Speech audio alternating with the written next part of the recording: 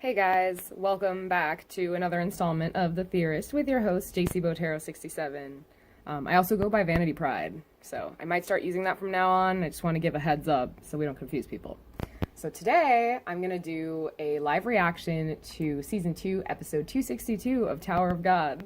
So we'll see how this goes. I'm a little bit nervous, because I'm worried for my girl. I'm worried for Andrasi, but I'm hoping for the best. So anyway, here we go. Okay. So it starts off with Baum and Hockney. Probably a little recap from last time. So Hockney's like, Baum, and then Baum's like, Hockney. Alright. So this is Baum. What are you doing here? Are you here because of the picture? And then Hockney says, sort of. The closer I get, the worse I feel about this. You have a bad feeling about this? Asks Baum. Yeah, I'm not completely sure, says Hockney. But I can see someone near death around here. So, what did I say? A recap. Alright. Now we're getting started here. Okay, back to that broken weapon that we left off on last chapter. So we have a shocked look on Andrasi's face. She says, what the? Did something just... And then Rachel's equally as shocked right now, too. Rachel, what did you do just now? And then someone's reaching out to her. To Andrasi, I should say. Hey, Andrasi. Like a little ball popped up. That's enough. Get out of there. We didn't bring her here just so that you could beat her up and take your anger out on her. Oh, okay, it's Yuri. Okay, should have guessed. You're in big trouble if you do so. What? You've been watching this whole time? Reacts Andrasi. And then Yuri says, of course. I installed a camera on the pocket. Every shower that you take, every time you pick your nose, it's all saved on here. I'll release it all if you keep talking back to me. Hey, isn't that illegal? Oh my god, this is so great. I love the comedy that he's added to this, because it's like, I was very nervous going into reading this chapter, but the comedy in it so far, it's great. It's calming me down. Alright, oh, Yuri. This is great. Yuri says, I am the law here, bitch. Now hurry up and get out of there. So Andrasi kind of side glances at Rachel. That's great. You're lucky. I'm warning you, it won't end like this next time. I'll be watching you to see whether you try anything stupid. Yes. I love how she just, like, freaking bashes Rachel. Like, yes. Like, Rachel needed this. Thank you, Andrasi. I love you, girl. And then she walks away, and she's like, damn it. Aw, and Baum runs up. I hope he's not pissed. But he's like, Andrasi. Are you okay? Aw, he's so sweet. What do you think? We just had a little chat. She's just like nonchalant about it. Oh my god. I love her so much. So Baum just kind of stands there confused. And then Andrasi's like, nothing happened. Nothing. Alright. What was that? That weird feeling before? These are her thoughts now as she's walking away. It only lasted a moment, but it was terrifying. Okay, so there's a flashback. I can include the image in the review, too, so you guys can see that. And then they go ahead and enter that room that Andrasi and Rachel were in. Baum and Hockney do. And then, of course, Baum's worried for Rachel again. Rachel. And then she's like, because, like, I don't know, she's feeling a bit of pain. Well, probably from the attacks that Andrasi threw on her. And now we're back to Hwaryun. Hey. All right. So she's talking to somebody. Yes, I've secured the ladle, although Urek Mazino's appearance surprised me. Tell Madarako for me. If he wants to make a deal, wait till after we get off the train. As for how to go about doing so, I will do as the elders say. That's all for now. Okay, so end the call. Then someone asks the elders. Oh, okay, it's Evan. Sorry. All right, so it's Evan. So they are involved in your activities. The ancient elders of Foog shrouded in even more mystery than the Slayers. I have no intention of telling you everything. That's Hwaryun, and then Avon says, I know. I heard that you're not going with Baum this time. And then Hwaryun responds, that's right. And then he says, how strange that you wouldn't go with him. Do you know what's on the hidden floor? Yeah, see, he's suspecting it too. And it's so weird. Again, I will reiterate what I said last time. I think it's so strange that she doesn't want to help him out. you know, especially if it's dangerous. Like, I don't know. But she probably has faith in Bomb. You know, she can't baby him all the time. He's got to be able to do some stuff on his own. So that's probably her thinking, my guess. And then Hwaryun says, I don't know, but I've heard stories about it.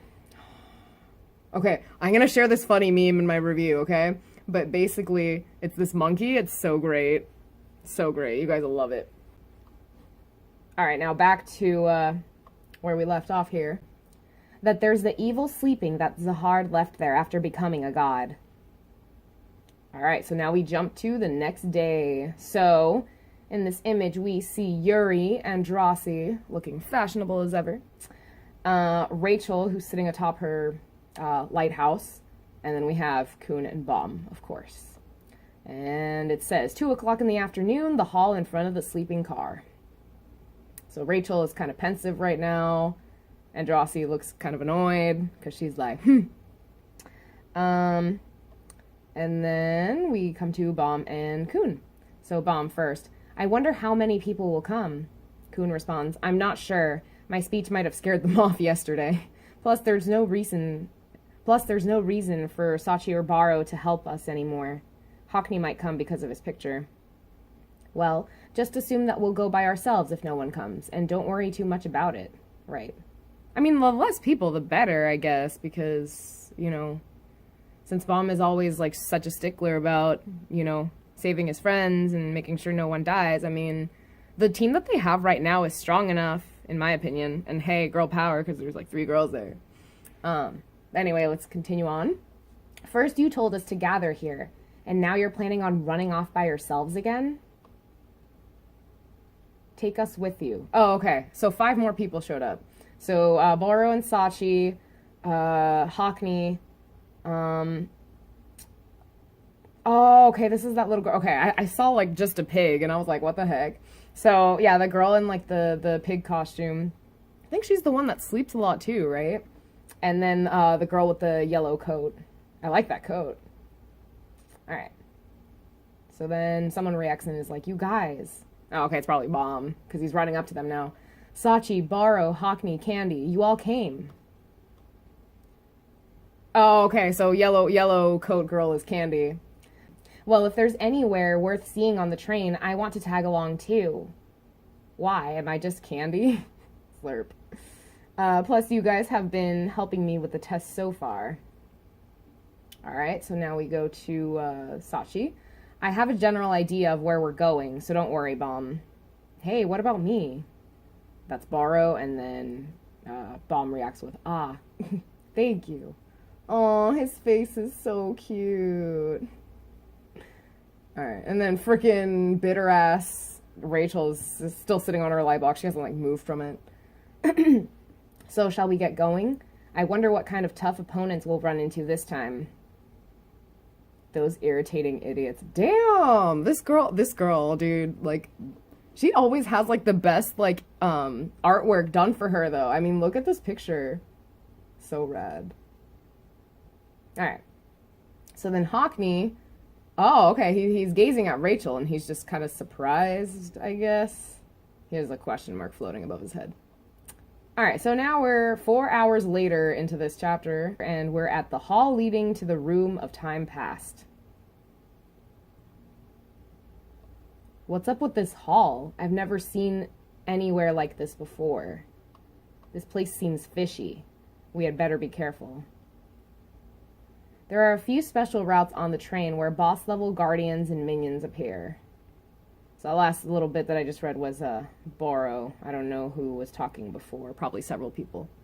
And so then Bomb is boss-level guardians and minions? He asks. That's right. Guys like the bloomer, guardian, or mother fish. The more important the area, the stronger the guardian protecting it. So we should be careful. This cracks me up because, like, when they were saying something fishy, I was gonna joke around and be like, oh, beware of fish. And then frickin' mother fish is mentioned. And I'm like, oh, okay. I was right, I guess. Alright, so now we're back to Yuri. Then how about we split up into teams and look around? The leading group will find and beat the boss first, then the rest follow after. So Bomb's like, what? Oh, this reminds me of last chapter. Too funny. Alright, and then Yuri responds, can't even talk, And then Yuri responds, isn't it better to seek out and destroy impending danger rather than waiting for it? Bomb, you follow behind slowly with your companions. Kun and Andrasi, come with me to beat the boss. Yes! Yes, I was gonna say, too, right now. I'm guessing quite a few things in this chapter, aren't I? I was just gonna say, I'm like, Kun and Andrasi need to team up together. And that just happened. Thank you, Yuri. So in response, Andrasi's like, yes, master. Alright. Oh, and then Candy is speaking. She says, this place is creepy. Where the heck are we heading? And Rachel's still just, like, sitting back, like, not really adding much to the conversation. You gotta be careful with these girls, okay? Alright, well, with these people in general. So this reminds me, I'm gonna pause for a second and talk about, like, some random, Bachelor thing. So, you know that show on ABC 15? The Bachelor, The Bachelorette, that whole series. There was one, it's called Bachelor Pad. That's what it is. And so for one of those seasons, they had a thing where it's like, oh, okay, you could find somebody, you know, or you could just be in it for the money, or a mix of both. Because at the end of the season, the two remaining people, they didn't have to be a couple, because the two remaining at the end of this specific season, I can't remember the number right now, but they weren't a couple. And the guy was, like, super quiet the whole time. Like, he never really, you never really saw him interact with people all that much. Like, you never saw him, like, going after a girl or, you know, interacting with a girl. Well, anyway, at the end, there's this, like, little challenge, okay? And so you place down, like a placard, I guess, and it says either split or whole. And so there's 3 different end results for whatever you choose. So if the 2 people pick, it's not whole, it's keep. So if the 2 people choose keep, then it just balances, or it just cancels each other out, and so no one stays with the money. If they both choose split, then, you know, it's evenly distributed, the money. I forget the amount that was in play. And then the other effect was, if someone chose keep and the other one chose split, the one who chose split screws themselves over, and then the one who chooses keep keeps the money. So that's what the guy did.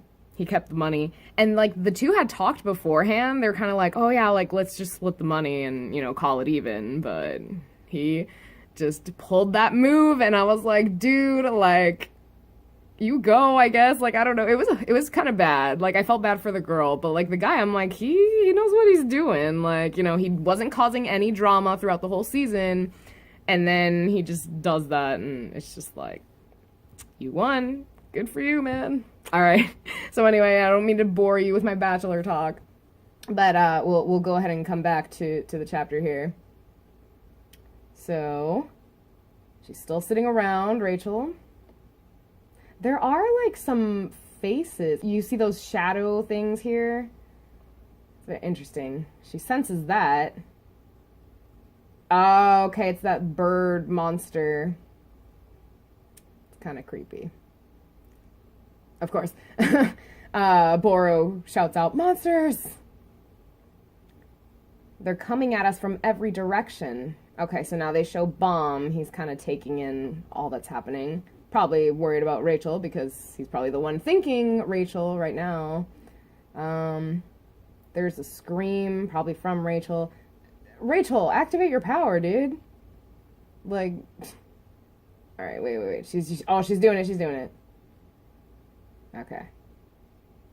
Interesting. What the? Something just protected me? Your power, hun. Alright, so then Boro is joining in on the fight. Sachi's about to. Same with Bomb. Bomb shouts out, be careful, to Boro. And there's, like, several birds. Let's see. Are you guys okay? Bomb asks. Okay, so Bomb wasn't really affected. He was probably further away from the group with Andrasi and them. So then Boro is like, Bomb, the bastard, so much bang from all different angles. Impressive. You don't actually need our help, do you? Oh, okay. Bomb was the one who stopped everything then. Okay, that makes sense. And frickin' Rachel is bitter as fuck. Alright, you can still, or you can definitely sit this one out, Boro. You've been so mean to me lately. Oh, and Rachel has, oh my god, it's gotten even bigger. Wow. Alright. Then Yuri says, whoa. Oh, her outfit's cute too. Alright. So she says, whoa, is that the guardian of this place? Which is like an even more gigantic bird, practically walking with his claws. Looks terrifying as hell. My same sentiment. They got this in the bag though. And a core from Husbando. It's definitely lacking a lot of power since it was repaired in such a hurry. You got this though, bae. You got it. Alright. Andrassi. Oh, okay. Andrassi, hurry, is what the little dialogue says. And then she says, hang in there a bit longer. Stop whining and just hold on. Bye-bye. Oh, that pose, though. I like it. Chicken. She calls him a fucking chicken. That's great. Oh, Kuhn's impressed. He says, wow. Hey. Alright, Yuri says, well done. It looks like those new skills have stabilized now. And then a door opens up to them. And they're like, what the heck? A door suddenly appeared. No shit. It feels like, and that's Yuri speaking, the entrance to the room of time past. So here's a picture of the room so you guys can see, so I don't have to, like, explain it. Inside the room of time past. Like, groaning is happening, some cracks. Oh, it's Wanang, or however you pronounce his name, I'm sorry. He seems to be in pain. Oh, I see. So Karaka has him kind of bound up, and Karaka's saying, you're really tiring me out. Just give up and help us bring Viol here. Shut up, Wanang responds. How many times do I have to tell you that I'm not on the same team as Viol anymore? I can't summon Viol, nor do I want to. Let me go right now, you unrecycled tin can. And Karaka's like, what? Tin can? Karaka continues, I didn't want to have to do this, but I have no choice. Oh, fuck. Okay, so they bring in, Miseng. And, Yuraha is that celebrity girl, right? With the blue hair? Yeah, she's there too. Oh, she's bound up too. Okay. What? What are you going to do? I'm not sure if that's her asking or Wanang. If you don't help us bring Viol here immediately, I'm going to smash this kid's head to pieces. Holy shit. Okay, there was this poll on Twitter, and it asked, like, who the best villain is. And, I totally voted for Karaka. Because, like, I mean, he's still kicking strong, and, I mean, he's a piece of shit, if you think about it. So anyway, he continues, it's your choice, either this kid or Viol. And Wanang, like, just, like, looks nervous. He's all sweaty. Is that... Oh, okay. Remember that whole theory about Karaka being related to Wanang? Because, like, they have the same ring. He just caught sight of that ring. Wanang did on a... Oh, okay. Is that the ring? You. How did you... And this is all Wanang right now. And then Karaka's like, what? Hey, wait. Wanang again. Karaka pauses for a moment. And then Wanang says, could I talk to you alone for a minute? All right. And then the chapter ends with this image of Karaka right here. He's definitely got his interest piqued at the sudden exulting of Wanang saying like, oh, hey, that ring. So, I mean, it could be, you know, the theory could be correct that they're brothers. Oh, okay, see, here's a comment right here, too. Agent 10. Wanang will finally get the brotherly bonding he's probably never wanted. All right, I'm not going to look at any more comments, but, yeah, that was it for Season 2, Chapter 262. And I hope you guys all enjoyed, and I'll definitely catch you guys in the next one. Bye!